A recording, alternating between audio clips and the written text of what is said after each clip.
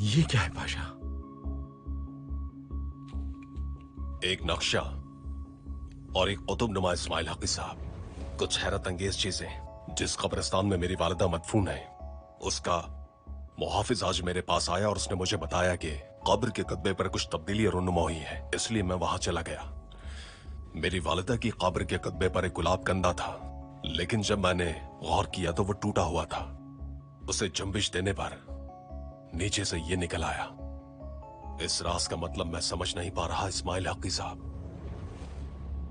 पाशा, आप इसे सुल्तान मौज़म के पास ले जाएं, ये बेहतर रहेगा। वो पहले ही मसरूफ है, उन पर और बोझ नहीं डालना चाहता। पाशा, आप सुल्तान मौज़म के दोस्त हैं। अगर इससे उनके दोस्त के दिल को सुकून मिलेगा तो सुल्तान मौज़म पर कोई बोझ नहीं पड़ेगा। आप ही उनके पास ले जाएं। ठीक है।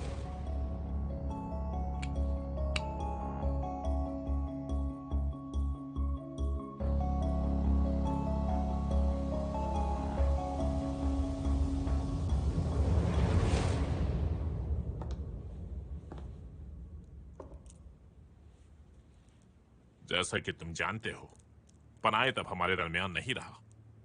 बिल्कुल, वो अच्छा आदमी था, हम उसकी इज्जत करते थे, उसके साथ मिलकर काम भी किया। लेकिन मैं सोच रहा हूं कि शायद अब हमारी बारी है। चुप करो, बच्चों की तरह मत रो। हम दोबारा तरतीब बनाएंगे।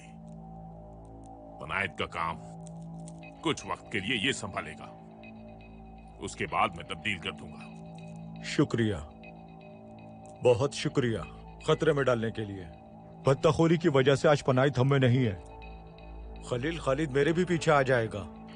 यानिक इस काम के लिए किसी और का इंतखाब कर लें। इंतखाब हो चुका है, जो कहा है वो करो। ठीक है, मैं ये जरूर करूंगा। हम क्या करेंगे यानिक? पनायत का बदला लेना होगा। क्या खलील खालिद को सजा नहीं दी जाएगी? तुम सबको यहां इसीलिए बुलाया है। खलील खालिद को यकीनन हम जवाब देंगे। पनायत के गोदाम में जाओ, वहां खलील खालिद की सजा का मुशाहिदा करोगे। कई बार पूछने पर भी तुमने जवाब नहीं दिया।